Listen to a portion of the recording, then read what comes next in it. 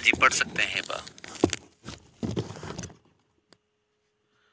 आप बोले थे 12th कराओगे, फिर 11th क्यों कराने लग गए? बेटा इसका कुछ कारण था, कुछ चैप्टर जो है 11th के 12th से लिंक्ड हैं बेटा ऋतिक कुमार, इस वजह से। हाँ ऋतिक कुमार काफी होगा, यस ऋतिक कुमार काफी होगा बेटा। हाँ जी, चलें स्टार्ट करें। एक बार थम्स अप का साइन दे दीजिए ताकि मुझे पता लग जाए रेडी हैं आप लोग।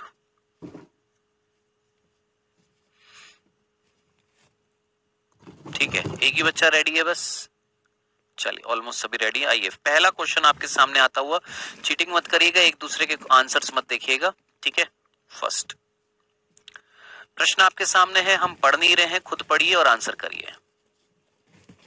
क्यूट गर्ल हम अपने हिसाब से पढ़ाएंगे, प्लीज आप लोग अपने पास अपने निर्देश अपने पास ही रखिए, हमें जैसे पढ़ाना है हम उसी हिसाब से पढ़ाएंगे, क्योंकि हम कई दफा पढ़ाते आ रहे हैं, कई सालों से पढ़ाते आ रहे हैं। सो प्लीज इस चीज को अपने पास रखें, कैसे पढ़ाना है ये हमें पता है, पढ़ने का काम आपका है, ये आप करें, ठीक है। जिसको जो काम दिया गया है वो करे, आपका काम है पढ़ना, हमारा काम है पढ़ाना, हम अपना काम अच्छे से निभा रहे हैं, आप अपना काम निभाइए, ठीक है। So please focus on answer.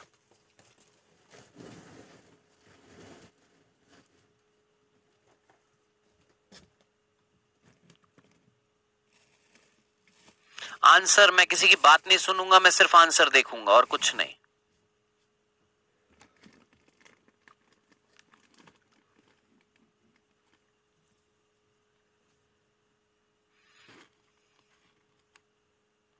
चलिए जी, समय हो गया समाप्त। और जिन्होंने आंसर नहीं दिया है और जिन्होंने दे दिया है जरा ध्यान से सुनना। पहला कथन है 2020 का, ये क्वेश्चन ध्यान से सुनना। यूरोकॉर्डेट में पृष्ठरज्जु सिर से पूंछ तक फैली होती है। यूरोकॉर्डेट जो होते हैं उनमें पृष्ठरज्जु जो होती है वो सिर से पूंछ तक फैली होती है और यह जीवन के अंत तक बनी रहती है। क्या ये कथन सही है? नहीं, ये गलत है। याद करिए, यूरोकॉर्डेटा, सिफेलोकॉर्डेटा और वर्टिब्रेटा आपको 3 पढ़ाए गए होंगे, पढ़ाए गए हैं, ये तीनों उपसंग पढ़ाए गए हुए है ना। कॉर्डेटा संघ के तीन तीन भाग थे, है ना, यूरोकॉर्डेटा, सिफेलोकॉर्डेटा और वर्टिब्रेटा, है ना। कशेरुकी, यूरोकॉर्डेटा और सिफेलोकॉर्डेटा, ठीक है। यूरोकॉर्डेटा में जो कशेरुक दंड होती है, यूरोकॉर्डेटा में जो नोटोकॉर्ड होती है, पृष्ठरज्जु जो होती है वो केवल पूंछ में होती है और वो भी लार्वा अवस्था में होती है, तो ये तो गलत हो गया। वर्टिब्रेटा में पृष्ठरज्जु केवल भ्रूणीय काल में उपस्थित होती है, ये बिल्कुल ठीक है, भ्रूणीय काल में होती है, जो बाद में बदलकर किस में बदल जाती है? मेरुदंड में, जिसको हम रीढ़ की हड्डी बोलते हैं, ठीक है।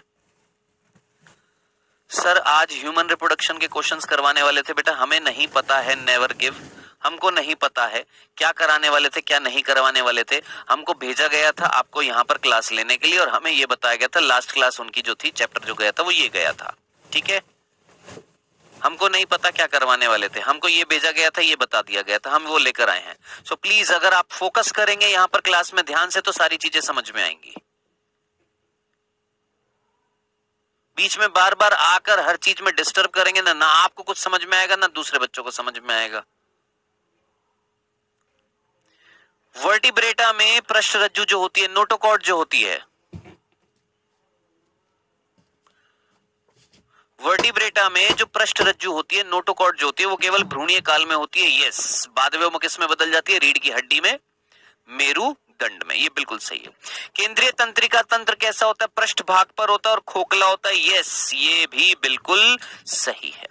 आपने कॉर्डेटा को 3 उपसंघों में विभाजित किया था, हाँ जी 3 में किया था। कौन कौन सा था? यूरोकॉर्डेटा जो यहाँ नहीं दिया हुआ, सिफेलोकॉर्डेटा दिया हुआ है, हेमिकॉर्डेटा तो था ही नहीं, हेमिकॉर्डेटा तो था ही नहीं, तो ये भी गलत हो गया। पहला गलत, चौथा गलत, आंसर क्या हो जाएगा? दूसरा और तीसरा, दूसरा और तीसरा, यहाँ पर बी आंसर है, so answer is the B, B is correct answer, ठीक है। नेक्स्ट दूसरा क्वेश्चन, मिलान करना है आपको स्तंभ पहले का स्तंभ दूसरे से।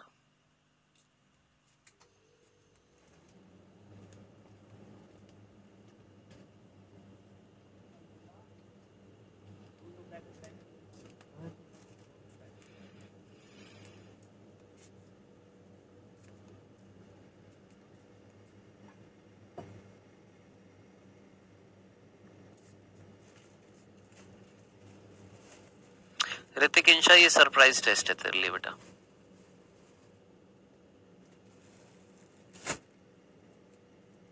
सर आप कितने क्वेश्चंस लाए? 50।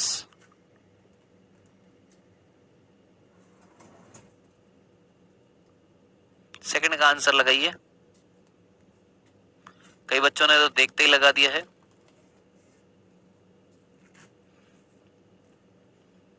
कई बच्चों ने देखते ही लगा दिया है और कई बच्चे बहुत सारा टाइम ले लिए हैं। चलिए देखिए, आप लोगों ने पढ़ा हुआ है पुस्तक फुफ्फुस किस में मिलते हैं? बिच्छू में मिलते हैं, है ना। यानी सी का क्या हो गया? 2। सी का 2 यहां पर भी है, सी का 2 यहां पर भी है। अब वयस्क में अरीय सममिति है और लार्वा में द्विपार्श्व सममिति। ये किस में मिलता है? सितारा मछली, एस्टेरियस। यानी बी का क्या हो गया? 1। बी का क्या हो गया? 1। जैव संदीप्ति टीनोफोरा संघ का लक्षण है, टीनोप्लाना। इकाइनोडर्मेटा में आता है कौन? एस्टेरियस। ठीक है, चलो इन सारी चीजों को देखकर आंसर तो पता लग गया कि आंसर क्या हो गया हमारा? डी। लेकिन आप में से कितने बच्चों को पता है ये यूथ बहुहारी पीड़क, इसका आंसर जो है लोकस्टा है। इसका मतलब जानते हैं यूथ बहुहारी पीड़क का? सर हमने डी देखकर लगाया है। वेरी गुड, डी देखकर भी लगा दिया, बहुत ही बढ़िया। जैव संदीप्ति जो है वो किसका लक्षण है? टीनोफोरा का। टीनोप्लाना जो है टीनोफोरा के अंतर्गत आता है। वेरी गुड शिवानी, बहुत ही बढ़िया। ये यूथ बहुहारी पीड़क, ये जानते हैं ये क्या होता है? नहीं जानते हैं, तो अब हम आपको बताते हैं। देखो यूथ जो लिखा हुआ है इसमें यूथ का मतलब होता है, अंग्रेजी में बोलते हैं यूथ को ग्रिगेरियस। ठीक है, यूथ को अंग्रेजी में बोलते हैं ग्रिगेरियस। ठीक है, और बहुहारी पीड़क, बहुहारी पीड़क का मतलब होता है क्या? आपका पेस्ट। पेस्ट, पीड़क। ठीक है सर, ठीक है। अब बहुहारी पीड़क का मतलब क्या होता है? एक ऐसा पेस्ट जो फसलों को नुकसान पहुंचाता है। बहुहारी पीड़क का मतलब क्या होता है? ऐसा पीड़ा, ऐसा पीड़क, ऐसा पीड़क, ऐसा जीव जो कहीं ना कहीं फसलों को नुकसान पहुंचाएगा। ठीक है, चलिए सर ये दूसरे वाला शब्द समझ में आ गया कि पीड़क है कोई जीव है जो कहीं ना कहीं फसलों को नुकसान पहुंचा रहा है। ठीक है, नॉर्मल सा था। अब मैंने बोला एक ऐसा कीट है जो दूसरे कीट पर बैठकर, एक कीट दूसरे कीट पर बैठकर फसल में जाता है और फसल में जाकर ये वाला कीट जो है फसलों को खराब कर देता है। यानी एक कीट दूसरे कीट को वाहक के रूप में यूज में लेकर फसलों को जाकर नुकसान पहुंचाएगा। ऐसे कीटों को क्या बोला जाता है? यूथ ग्रिगेरियस बोला जाता है।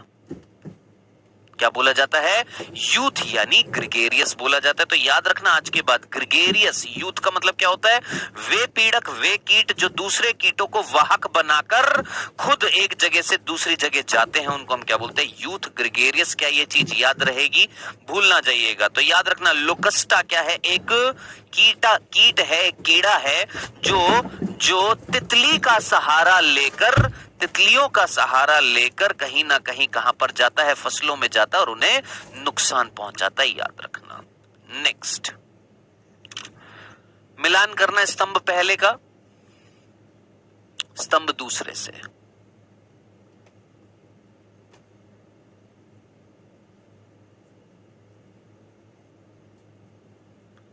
सर टिड्डी किसको कहते हैं? कीट होता है बेटा टिड्डा। हाँ जी, आंसर लगाइए थर्ड का। कराएंगे दीपिका प्रजापति।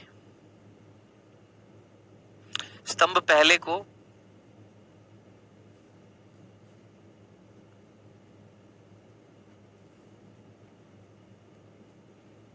हाँ जी टिड्डा, लोकस्टा मतलब टिड्डा।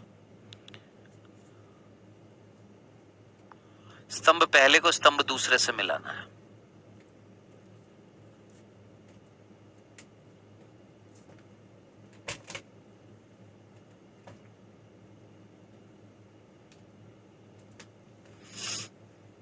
थर्ड का आंसर बेटा, टाइमर हो गया समाप्त। हाँ जी, आप सभी जानते हैं क्लोम 6 से 15 छिद्र वाले जो होते हैं, 6 से 15 जोड़ीदार जो क्लोम छिद्र जो होते हैं वो किस में मिलते हैं? साइक्लोस्टोमेटा। जानते हैं, आपने कहीं ना कहीं वर्गीकरण जब किया था किसका, कॉर्डेटा का, तो आपने 3 उपसंगों में बांटा, यूरोकॉर्डेटा, सिफेलोकॉर्डेटा, वर्टिब्रेटा। यूरोकॉर्डेटा पढ़ लिया, सिफेलोकॉर्डेटा पढ़ लिया, फिर वर्टिब्रेटा। फिर वर्टिब्रेटा को आपने 2 भागों में बांटा, एग्नेथा, ग्नेथोस्टोमेटा। एग्नेथा क्या थे, जिनके जबड़े नहीं थे, है ना, और उसी एग्नेथा का एक वर्ग था कौन, साइक्लोस्टोमेटा, जिसमें 6 से 15 आपकी क्या होते हैं, क्लोम छिद्र होते हैं। और साइक्लोस्टोमेटा यहाँ पर कहीं ना कहीं क्या दे रखा है, ये दे रखा है। तो ए का क्या हो गया, सेकंड। ए का सेकंड मात्र यहां पर था, मैं इतना सा देखता मेरा आंसर आ जाता।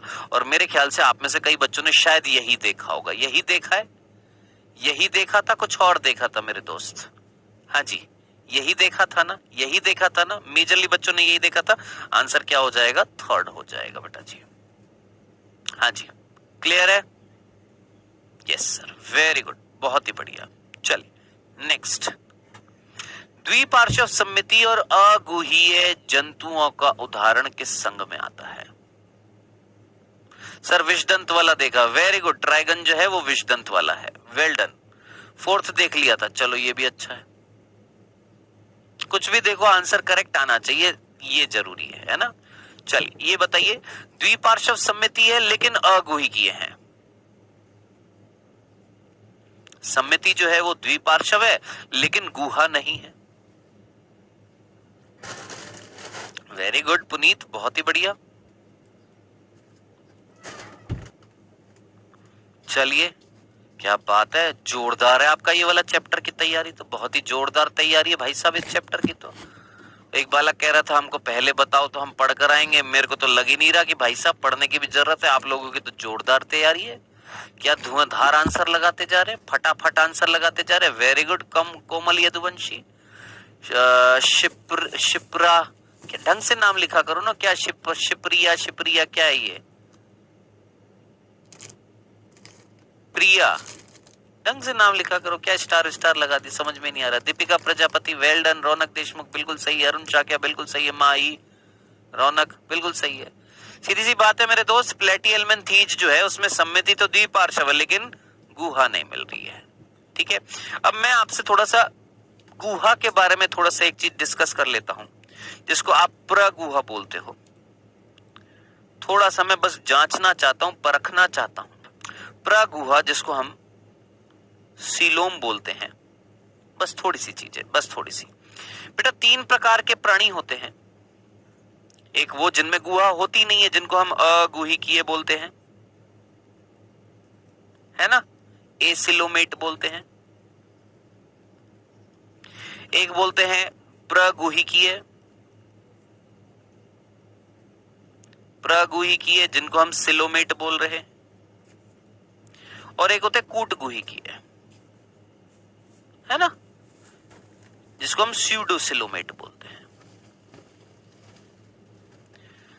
चलो अब मुझे ये बताइएगा, सोच समझकर मुझे ये बताइएगा, पहले प्रश्न मेरा आप लोगों से ये है, मेरा प्रश्न पहला आप लोगों से ये, व्हाट इज प्रगुहा, सीलोम क्या होती है?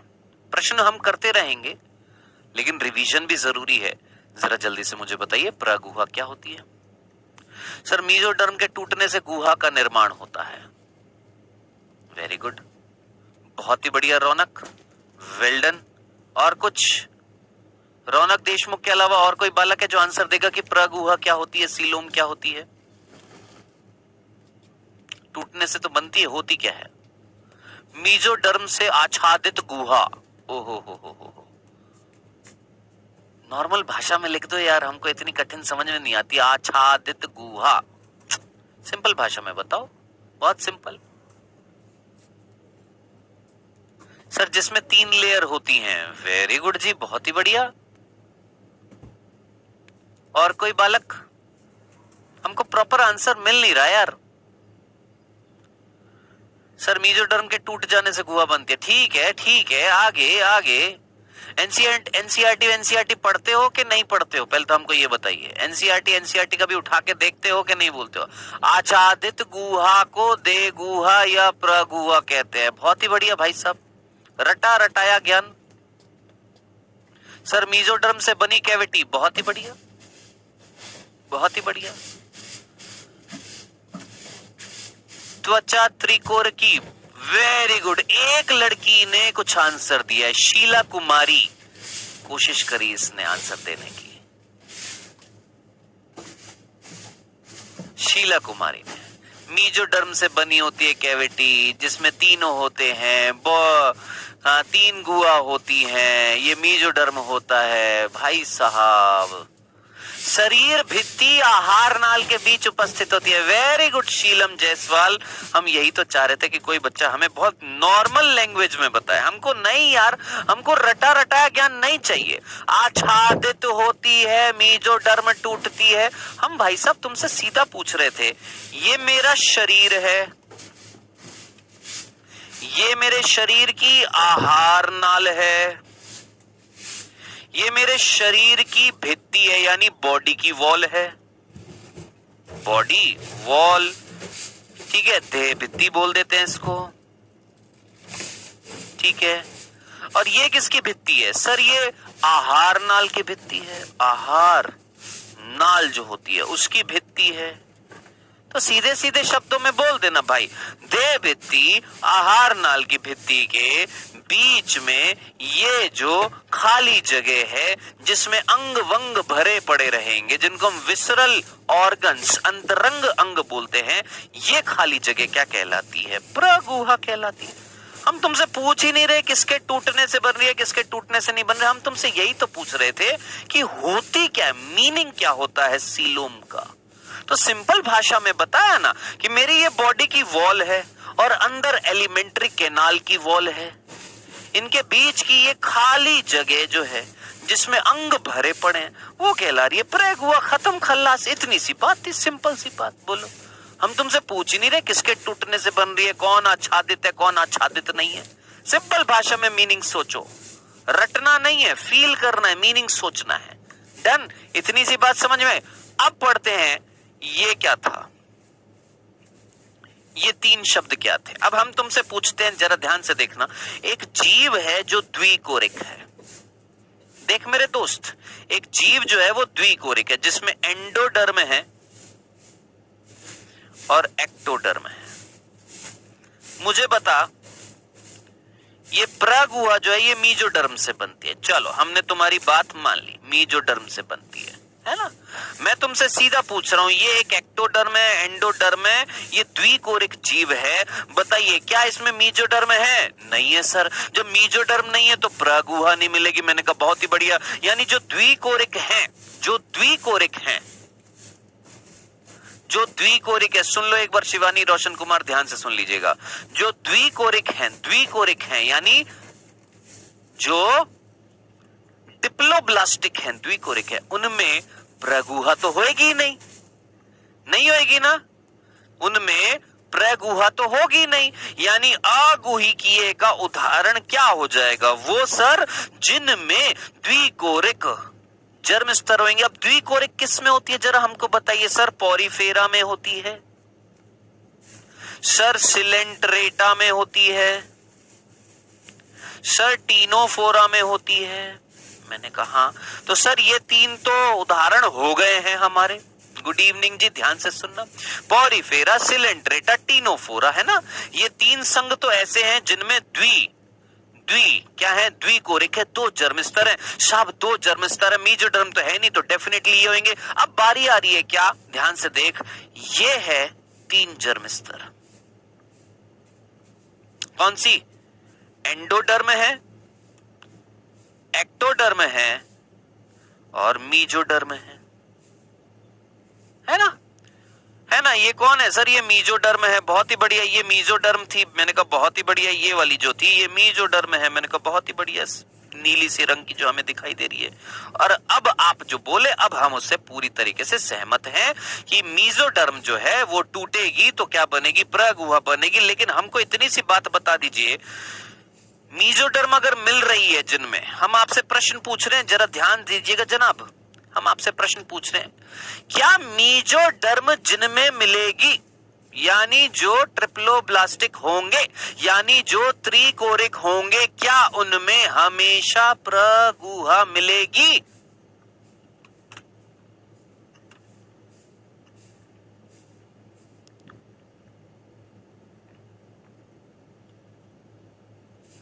सर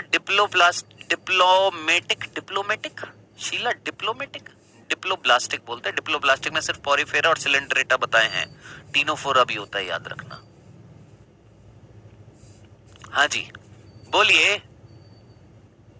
हाँ वेरी गुड रौनक, वेल डन, बहुत ही बढ़िया, well done Nazia Parveen, very good. ऐसा जरूरी नहीं है कि जिनमें मीजोडर्म होएगी तो वो टूटेगी ही टूटेगी और टूटकर खाली जगह बनाएगी, नहीं। क्यों? क्योंकि इसका उदाहरण है क्या? प्लेटी हेलमिंथीज, और प्लेटी हेलमिंथीज में टूटती नहीं है, और जब टूटती नहीं है तो प्लेटी हेलमिंथीज भी अगुहिकीय होता है। वेल्डन। बाकी इसके अलावा आप जानते हैं कि प्रगुहिकीय क्या होंगे? जिनमें मीजोडर्म टूटेगी। अब हम आपसे पूछ लेते हैं कूटगुहिकीय क्या होते हैं, बताइए। वही पूछ रहे हम सचिन यादव आपसे। प्लेटी हेलमिंथीज तो अगुहिकीय हो गए हैं, चपटे क्रमी जो है वो तो अगुहिकीय, गोल क्रमी जो है वो कूटगुहिकीय होते हैं। ये कूटगुहा क्या होती है भाई?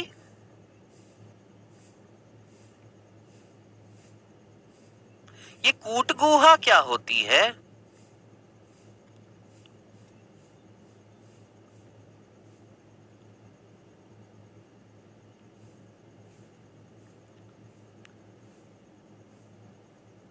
कूटगुहा क्या होती है शिवानी?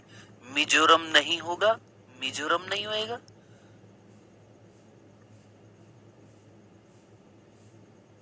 सर स्यूडोसिलोमेट्स में मीजोडर्म कहीं कहीं पाया जाता है, सभी जगह, वेरी गुड। मीजोडर्म एब्सेंट होती है, very good, well done Raunak Deshmukh, बहुत ही बढ़िया बेटा। हाँ जी वेरी गुड सर। अंत्य त्वचा ही बीच में थैली के रूप में पा जाती है। वेल्डन राहुल कुमार। अब हम तुमको बता रहे हैं, जरा गौर से सुन लेना, एक ही झटके में चीज समझ में आ जाएगी, बस थोड़ा सा पेशेंस रखना, क्योंकि मैं जो डायग्राम बनाऊंगा उस डायग्राम के द्वारा मैं आपको समझाने की कोशिश करूंगा, ठीक है? देख मेरे दोस्त, ये एक्टोडर्म है, ये मीजोडर्म है और ये एंडोडर्म है। बस थोड़ा सा पेशेंस रख लेना, अगर रख सकते हो, मेरी बात को गौर से सुन सकते हो तो प्लीज सुन लेना, ठीक है? देख मेरे दोस्त, ये है कौन? मीजोडर्म। ये थोड़ा बड़ा बना दिया मैंने, छोटा कर देते हैं इसको।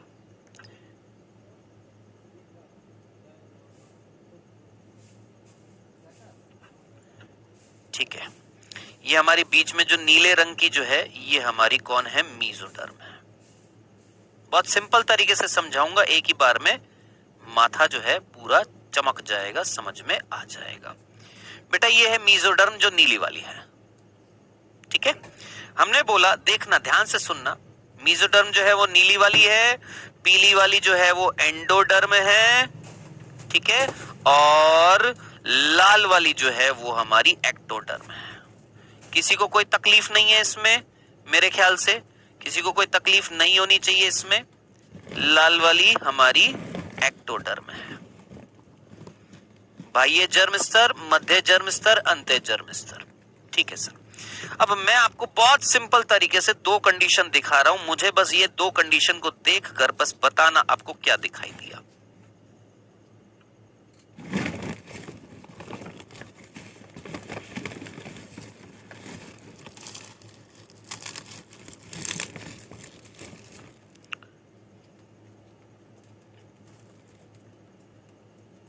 ये तो भैया हमारी एक्टोडर्म लाल वाली,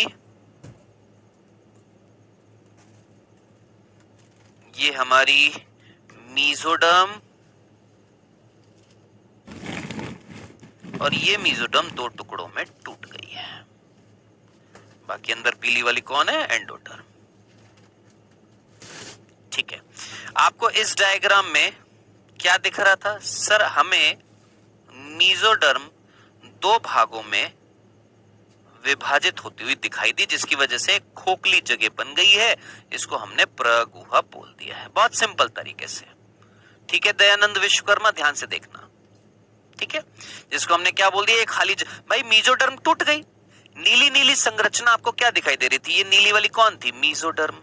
और ये मीजोडर्म दो भागों में टूट गई है, थोड़ा सा भाग एक्टोडर्म की तरफ, आधा भाग एंडोडर्म की तरफ। मीजोडर्म टूट गई है, ओके, नॉर्मल। अब मैंने आपसे बोला, इधर देखना जनाब, ध्यान से देखना।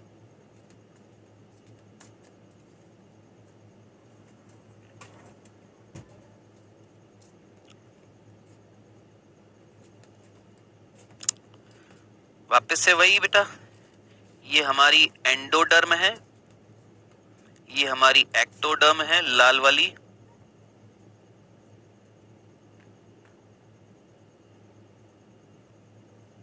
लाल वाली हमारी एक्टोडर्म है, और नीली वाली कौन सी थी? हमारी मीजोडर्म।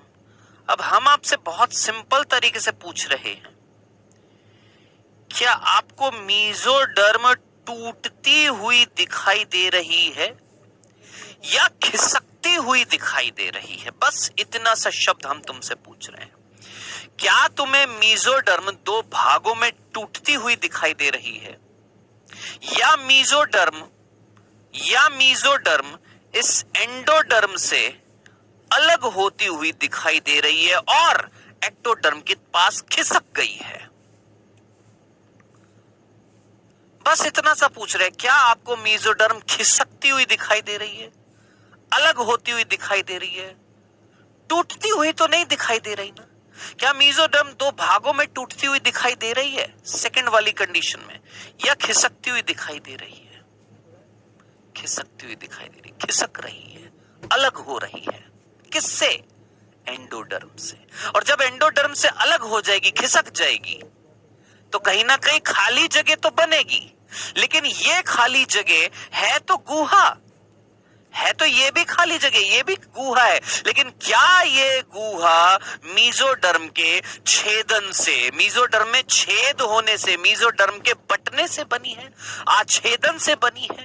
कहीं ना कहीं मीजोडर्म में छेद हो गया, मीजोडर्म छिद्रित हो गई है, मीजोडर्म में पूर्ण रूप से बट गई है, उससे बना नहीं, खिसकने से बना है। तो क्या ये वास्तविक गुहा कहलाएगी या फॉल्स कहलाएगी, अनट्रू कहलाएगी? ये क्या कहलाएगी? कूट गुहा कहलाएगी, स्यूडोसिलोम कहलाएगी। ये सिंपल तरीके से मैंने आपको समझाया है, और ये मिलती है किसमें? एस्केहेलमिन्थीज में बेटा जी। ये मिलती है किसमें? आपकी किसमें मिलती है? ये मिलती है आपकी कूट गुहा किसमें? एस्केहेलमिन्थीज में, गोलक्रमी में। डन डना डन डन, सिंपल सी बात थी। चलें आगे, किसी को कोई तकलीफ नहीं है, याद रखना। हाँ जी, चलें।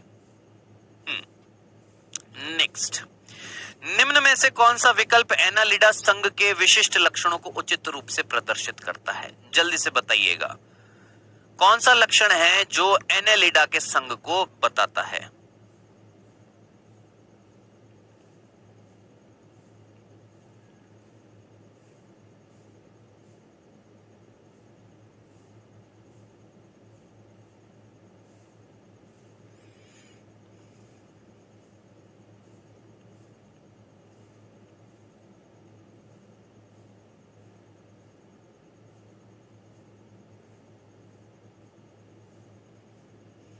आंसर लगाइए बच्चों।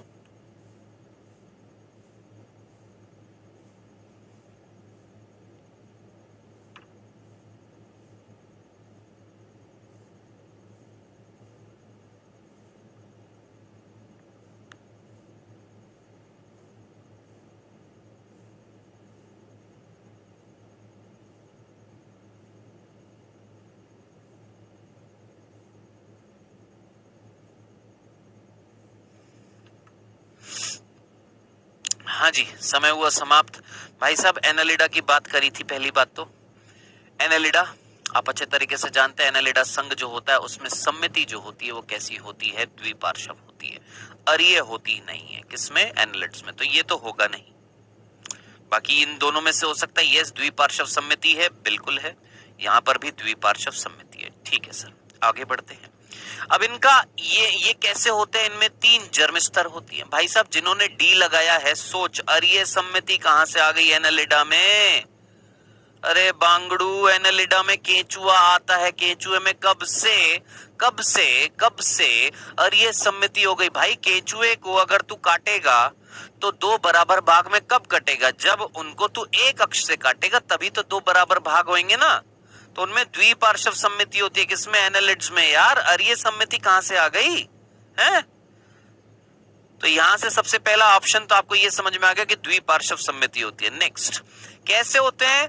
त्रिकोरिक होते हैं। चलो इन दोनों में त्रिकोरिक लिखा हुआ है, यहाँ पर द्विकोरिक लिखा होता है, ये वैसे ही गलत हो गया है ना। चपटा इनका देह होता ही नहीं है, गोल होता है, तो ये भी गलत हो गया। और तीसरी चीज, इनमें गुहा होती है और इनका शरीर जो होता है क्या वो खंडित होता है या नहीं होता? बिल्कुल होता है, खंडित देह होता है। तो आंसर क्या हो जाएगा मेरे दोस्त? बी आंसर हो जाएगा। शरीर जो है खंडों में बटा होता है, द्विपार्श्व सम्मिति होती है, ये त्रिकोरिक होते हैं। सीधा सा ये प्रश्न था, आंसर इसका क्या हो जाएगा? बी। नेक्स्ट लगाइए, जीव दे रखा है, विशिष्ट लक्षण दे रखे हैं, लगाइए क्लियर, जल्दी से लगाइए फटाफट।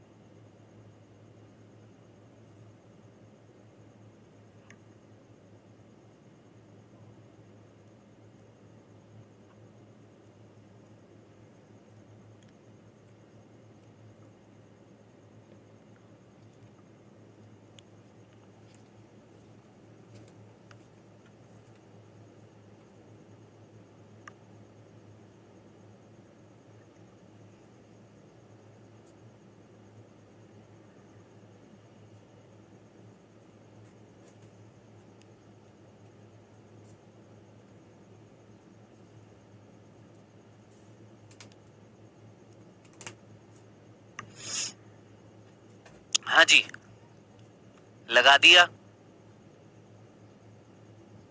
किसी भी बालक ने लगाया है? टाइमर समाप्त हो गया।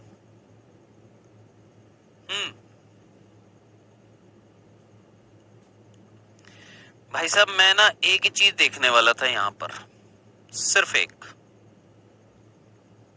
एक चीज मैंने देखी और मेरा आंसर आ गया। मैंने देखा एवीज पक्षी जो होते हैं वो नियत तापी होते हैं। एनसीईआरटी में साफ साफ लिखा हुआ है, अपने शरीर के तापमान को नियंत्रित कर लेते हैं।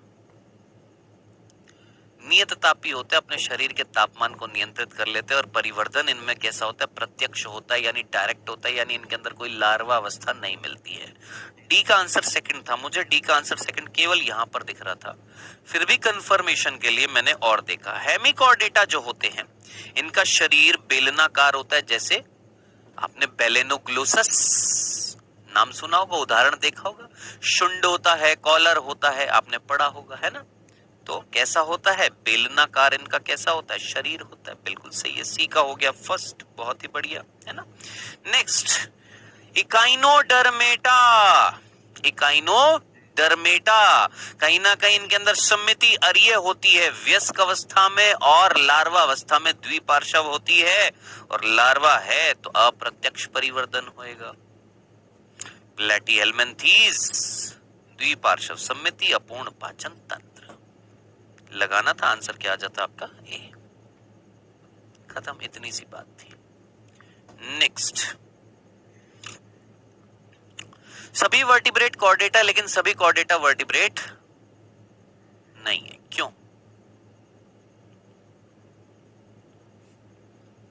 सभी वर्टिब्रेट कॉर्डेटा, लेकिन सभी कॉर्डेटा वर्टिब्रेट नहीं है, क्योंकि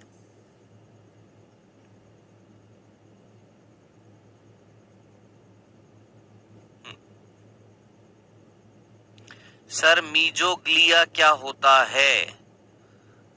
अभी बता रहे हैं बेटा, एक सेकंड वेट करो, पहले एक बार इसका आंसर करो फिर बता रहा हूं। सर लार्वा अवस्था क्या होती है? अभी बता रहे हैं, ये भी बता रहे हैं, रुक जाओ।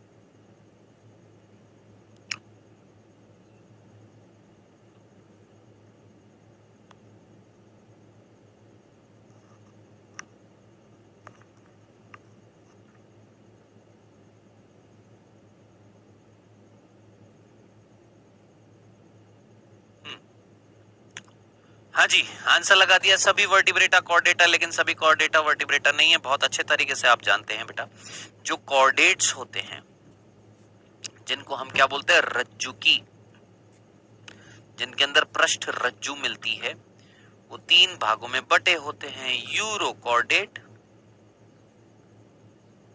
सेफेलोकॉर्डेट और वर्टिब्रेट। वर्टिब्रेट जिनको हम क्या बोलते हैं, कशेरुकी। कशेरुकी क्यों बोलते हैं, क्योंकि इनके अंदर कशेरुक दंड होता है। कशेरुक दंड जिसको हम मेरुदंड भी बोलते हैं, वर्टिब्रल कॉलम भी बोलते हैं, रीढ़ की हड्डी बोलते हैं। ठीक है। प्रारूपी पसाप क्या होता है, क्या पूछ रहा है प्रारूपी पसाप, इधर फोकस करना भाई। जितने भी कॉर्डेट्स हैं वो सारे के सारे, देखिए जितने भी वर्टिब्रेट्स हैं वो सारे के सारे किस समूह के अंदर आ रहे, कॉर्डेट। यानी ऑल वर्टिब्रेट आर कॉर्डेट। जितने भी वर्टिब्रेट हैं वो कौन से समूह के अंदर हैं, कॉर्डेट। लेकिन सारे के सारे कॉर्डेट क्या वर्टिब्रेट है, नहीं। कुछ सेफेलोकॉर्डेट है, कुछ यूरोकॉर्डेट है। सीधा सा था, खत्म आंसर। बस इतना सा देखना था, आंसर आपका आ जाता। क्या, कुछ कॉर्डेट में पृष्ठ रज्जु मेरुदंड में बदल जाती है ना। क्या कि कुछ कॉर्डेट में, वयस्क में पृष्ठ रज्जु जो है वो मेरुदंड में बदल जाती है, कुछ में नहीं बदलती। इस वजह से हमने बोला कि सभी वर्टिब्रेट कॉर्डेट है, लेकिन सभी वर्टिब्रेट जो है कॉर्डेट है, लेकिन सभी कॉर्डेट वर्टिब्रेट नहीं है। क्यों, क्योंकि केवल कुछ ही कॉर्डेट में पृष्ठ रज्जु जो थी वो मेरुदंड यानी कशेरुक दंड यानी रीढ़ की हड्डी में बदल जाती है।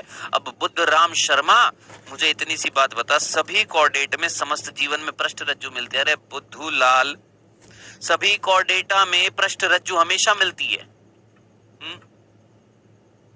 इसीलिए वर्टिब्रेट जो है वो कॉर्डेट है। भाई मेरे अंदर तो पृष्ठ रज्जु अभी नहीं मिल रही है, मेरे अंदर तो पृष्ठ रज्जु अभी नहीं मिल रही, भ्रूणी अवस्था में मिल रही थी, फिर कैसे लगा दिया बुद्धराम तूने ये डी आंसर है। पढ़ाई लिखाई नहीं करता। प्रारूपी पादप क्या होता है, अरे भाई एक प्रारूपी पादप का मतलब एक ऐसा पादप जिसका आप अध्ययन करने वाले हैं, जिसकी रूपरेखा आप देख रहे हैं। नेक्स्ट, अच्छा एक बच्चे ने 2 प्रश्न पूछे थे, सर मीजोग्लिया क्या होता है, और एक ने पूछा था सर लार्वा क्या होता है।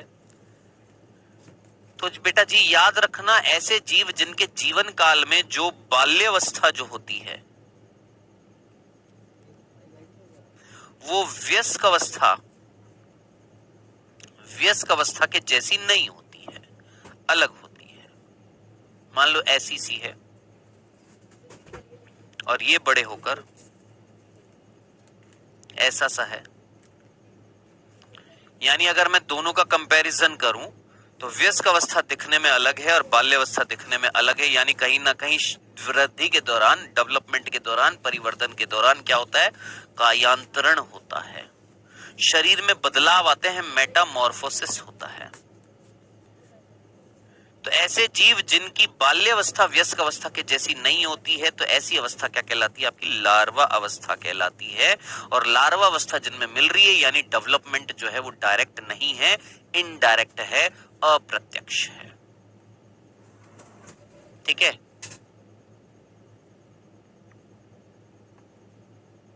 कौन सा हेबा, कौन सा चैप्टर नहीं मिला तुमको, कौन सा बुक पढ़ रही हो तुम। अब बात करते हैं मीजोग्लिया। सर ये मीजोग्लिया किसने पूछा था भाई, ये मीजोग्लिया किसने पूछा था, ये मीजोग्लिया क्या होती है। बेटा ये 2 संघ में मिलती है, एक निडेरिया, एक तो निडेरिया, ठीक है, और एक मिलती है पॉरीफेरा। एक तो निडेरियंस में मिलती है और एक पॉरीफेरंस में मिलती है बेटा जी आपकी कौन सी, मीजोग्लिया। अब क्या होती है ये मीजोग्लिया, बहुत सिंपल सा, जैसे मैं पॉरीफेरा में आपको बता देता हूं क्या होती है। ये एक कोशिका से बनी हुई स्तर नहीं होती है, इसमें कोई कोशिका नहीं होती है, इसमें तरल होता है और उस तरल में फाइबर्स होते हैं, तंतु होते हैं। जैसे सिलिका के हो गए हैं, कैल्शियम के हो गए हैं, किसके, तंतु होते हैं। जैसे याद करिए आपने पॉरीफेरा संघ जब पढ़ा था तो आपने कहीं ना कहीं स्पंजेस की बात करी होगी और उन स्पंजेस का जब आपने अध्ययन किया होगा तो स्पंजेस में डिप्लोब्लास्टिक थे। हाँ सर, थोड़ी सी चीज बता रहा हूं, जितने भी बच्चे बचे हैं यहां पर ध्यान से सुन लीजिएगा। पॉरीफेरा की जब हम बात करते हैं तो पॉरीफेरा का जो शरीर जो होता है बेटा, वो दो जर्म स्तर से बनता है। एक आउटर लेयर होती है, एक इनर लेयर होती है। एक आउटर लेयर होती है, एक इनर लेयर होती है। और इनके बीच में क्या होती हैं, कुछ जगह होती हैं जिनको छिद्र को हम क्या बोलते हैं, ऑस्टिया बोलते हैं। ये आपने पढ़े होंगे डेफिनेटली। क्या मिलते हैं, छिद्र मिलते हैं जिनको आप क्या बोलते हो, ऑस्टिया बोलते हो। यस सर, पढ़ा था हमने। क्या है ये सर, ये ऑस्टिया है। मैंने कहा बहुत ही बढ़िया, याद कर पढ़े हैं ना, ऑस्टिया है ना। हाँ सर ऑस्टिया है, उधर नहीं बना रहा हूं, सेम टू सेम चीज है। ठीक है, अब सर इधर देखना, ध्यान से सुनना मेरी बात को। ध्यान से सुनना।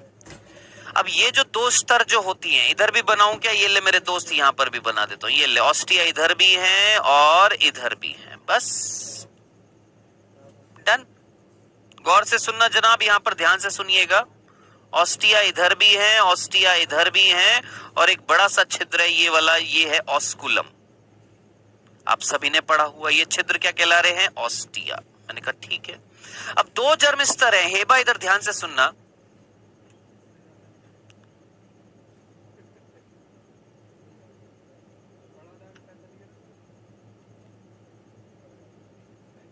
है ना, ध्यान से सुनना। हेबा इधर फोकस करना बेटा।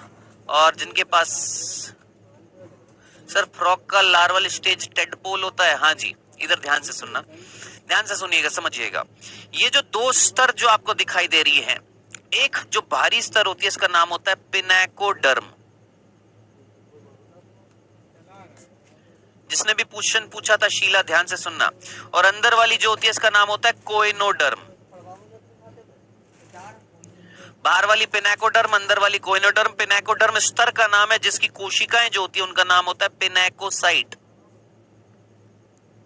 और कोइनोडर्म की जो कोशिका होती है उनका नाम होता है कोइनोसाइट।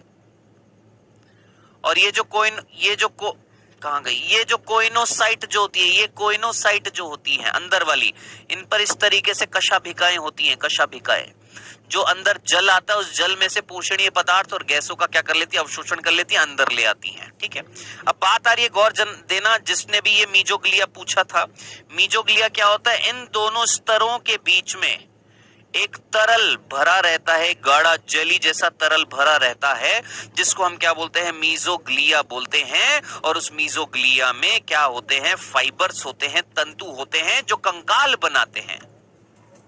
ओके ओके, शीलम ने पूछा था, ठीक है। मीजोग्लिया क्या था, एक जेली के समान तरल था जो कहीं ना कहीं दो जर्म स्तरों के बीच, दो स्तरों के बीच में बन रहा था। ये जो पिनाकोडर्म है ये कौन बनाती है बेटा, एक्टोडर्म जो होती है ये आगे चलकर क्या बनाती है, पिनाकोडर्म बनाती है। और एंडोडर्म जो होती है ये आगे चलकर क्या बनाती है, कोइनोडर्म बनाती है। तो पिनाकोडर्म और कोइनोडर्म के बीच में जो स्तर जो होती है वो क्या कहलाती है, मीजोग्लिया कहलाती है, याद रखना। डन। सर आप कहां पर लिख रहे हो यार, शिवम क्या छोटी छोटी बात को लेकर बैठ जाता है यार, हैं?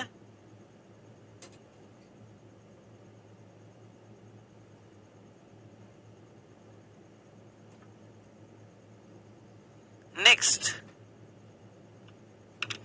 आंसर करें बेटा इसका। निम्नलिखित विशेषताओं पर विचार करें।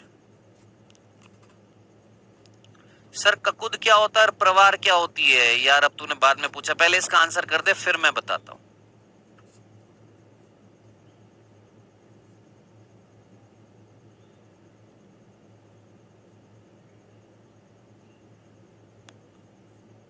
ओके शीलम,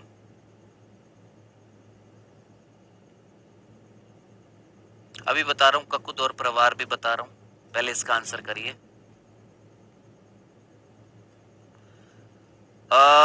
एक काम करें,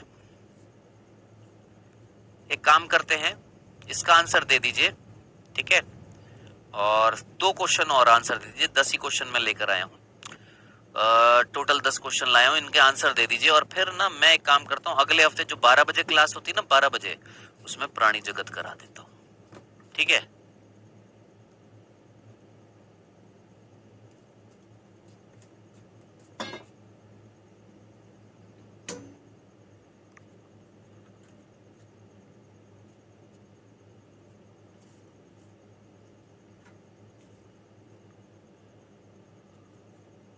मजाक कर रहा था शीला कुमारी। 1 घंटे में 8 क्वेश्चन किए, 50 क्वेश्चन करने के लिए कम से कम 5 से 6 घंटे चाहिए ना, क्योंकि समझाना भी है, टाइम भी देना है, सब कुछ है। ले आऊंगा, टाइम आने दो। आप 2023 के बच्चे हो ना, अभी पहले पढ़ना थोड़ा थोड़ा सीखो, प्रैक्टिस करो। आपके पास बुक्स हैं, उनमें प्रैक्टिस करो, है ना, क्वेश्चंस की। सर 12 बजे से क्लास होती है, तो हम अब कुछ नहीं कर सकते बेटा, हम 12 बजे क्लास लेते हैं। आपको आना है तो आइएगा, ठीक है? 12 बजे क्लास होती है, यूट्यूब पर होती है। यूट्यूब पर डाउटनट नीट नाम से चैनल है, वहां जाकर आप चेकआउट कर सकते हैं। तो वहां पर हम आपको इस सप्ताह, आने वाले सप्ताह में प्राणी जगत पढ़ा देंगे 12 बजे, बस।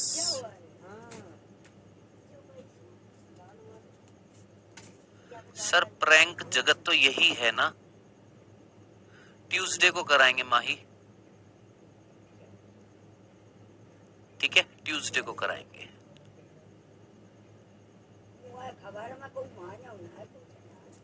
ट्यूसडे को सर मैं 12 घंटे स्टडी करता हूँ, फिर भी मुझे कुछ याद नहीं रहता। अभी देख, अभी मैं तेरे को इलाज बताता हूँ इसका। 2 मिनट रुक जा, इसका आंसर कर दे, इसका इलाज अभी बता रहा हूँ। और भी कोई है बालक जिसको ये बीमारी है? और कोई है जिसको ये वाली दिक्कत हो रही है कि 12-12 घंटे पढ़ते फिर भी कुछ याद नहीं रहता? अभी मानव जनन चल रहा है। कहाँ चल रहा है भाई मानव जनन? है और कोई जिसको ये वाली दिक्कत है? पढ़ते हैं बहुत सारा लेकिन याद नहीं होता है। बस एक ही कोई है क्या? हाँ, औरों को भी है, औरों को भी है, मेरे को है, ऋतिक इंशा को है। चलो, और तो मेरे ख्याल से किसी को नहीं है। सर योगेश सर ने जो चैप्टर पढ़ाया वो मेरी बुक में नहीं है। तो बेटा आपकी जो बुक है वो गलत है बेटा, ध्यान, थोड़ी बुक बदल लो अपनी, एनसीईआरटी ले लो बेटा, है ना? 1000 बार बता दिया आपको, एनसीईआरटी से पढ़ना है। जो योगेश सर पढ़ा रहे हैं, जो मैं पढ़ा रहा हूँ, सारा का सारा एनसीईआरटी में है, ठीक है? और अगर आपके पास नहीं है एनसीईआरटी तो ये आपकी ब्लंडर मिस्टेक है। और अगर नहीं है तो आज ही अपनी बुक में, अपने फोन में एनसीईआरटी डाउनलोड कर लेना, ठीक है? यहाँ पर कोई प्ले स्टोर नाम की कोई चीज होती है, प्ले स्टोर? हाँ होती है। उस प्ले स्टोर में लिखना एनसीईआरटी बायोलॉजी इन हिंदी। जैसे ही मिल जाएगी, वहां पर आपको एक आइकन दिखाई देगा, ऐसा इस तरीके का, ये वाला आइकन होएगा, ऐसा एक ऐप होएगी, एनसीईआरटी खोल लेना, बस खत्म। ना बुक खरीदने की जरूरत, आपके फोन में बुक आ जाएगी, ठीक है? चलिए जी, चलिए इधर देखिए। सो इसका आंसर बहुत सीधा सीधा बेटा, एनालिड्स, आर्थ्रोपोड और कॉर्डेट्स में अंग तंत्र का संगठन होता है, द्विपार्श्व सम्मिति होती है, पूर्ण प्रयोग हुआ होता है, शरीर का खंडी भवन होता है। मेरे दोस्त मोलस्का इनमें तो खंडी भवन होता ही नहीं है। मोलस्क में तो खंडी भवन होता ही नहीं है, मोलस्क में खंडी भवन होता ही नहीं है, तो उसमें मोलस्क में तो खंडी भवन होता ही नहीं है, तो ये तो आंसर होएगा ही नहीं। इसमें पूछा था शरीर का खंडी भवन, बस इतना समय देखता। देख, शरीर का खंडी भवन मोलस्क में नहीं होता है। मोलस 3 ऑप्शन में मोलस थे, आंसर क्या आ जाएगा? ए। अब मैं आपको एक सिंपल सी बात बताता हूं, बाकी जो 2 क्वेश्चन है करिएगा इनको घर पर बैठकर, हम आपको होमवर्क के लिए दे रहे हैं। 9th और 10th जो क्वेश्चन है उसको करिएगा। हम बस जाते जाते